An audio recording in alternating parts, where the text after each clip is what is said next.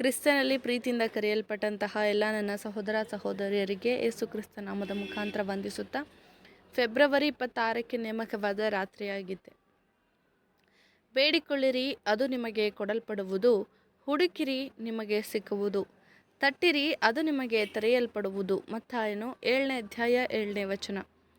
ಕರ್ತನು ತನ್ನ ಆಶೀರ್ವಾದವನ್ನು ನಮಗೆ ಕೊಡುವುದಕ್ಕೆ ಮುಂಚೆ ಏಕೆ ನಾವು ಅದನ್ನು ಕೇಳಬೇಕೆಂದು ಇಷ್ಟಪಡುತ್ತಾನೆ? ಅದು ಬುದ್ಧಿವಂತ ಉದ್ದೇಶಕ್ಕಾಗಿ ಎಂದು ನಮಗೆ ನಿಶ್ಚಯವಾಗಿ ಗೊತ್ತಿದೆ. ನಮ್ಮ ಅವಶ್ಯಕತೆಯನ್ನು ಕುರಿತು ನಾವು ಭಾವನೆ ಉಳ್ಳವರಾಗಿರಬೇಕೆಂದು ಆತನು ಇಷ್ಟಪಡುತ್ತಾನೆ. ಆತನು ನಮಗೆ ಕೊಟ್ಟಿರುವ ಸವಲತ್ತುಗಳನ್ನು ನಾವು ಮೆಚ್ಚಬೇಕೆಂದು ಇಷ್ಟಪಡುತ್ತಾನೆ. ನಮಗೆ ಆತನು ಪ್ರತಿಕ್ರಿಯೆ ಮಾಡುವುದನ್ನು ನಾವು ನಿರೀಕ್ಷಿಸುವವರಾಗಬೇಕೆಂದು ಆತನು ಎದುರು ನೋಡುತ್ತಾನೆ. ಇವೆಲ್ಲ ಅನುಭವಗಳಲ್ಲಿ ನಾವು ಹೊಸ ಸೃಷ್ಟಿಯಾಗಿ ಆತನ ಮಕ್ಕಳಾಗಿ ಬೆಳೆಯಬೇಕೆಂದು ಅಪೇಕ್ಷಿಸುತ್ತಾನೆ.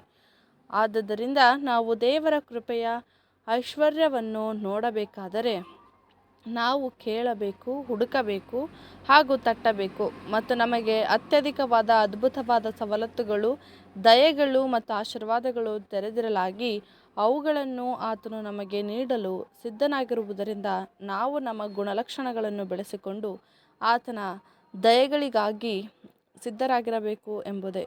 ಆಮೆನ್.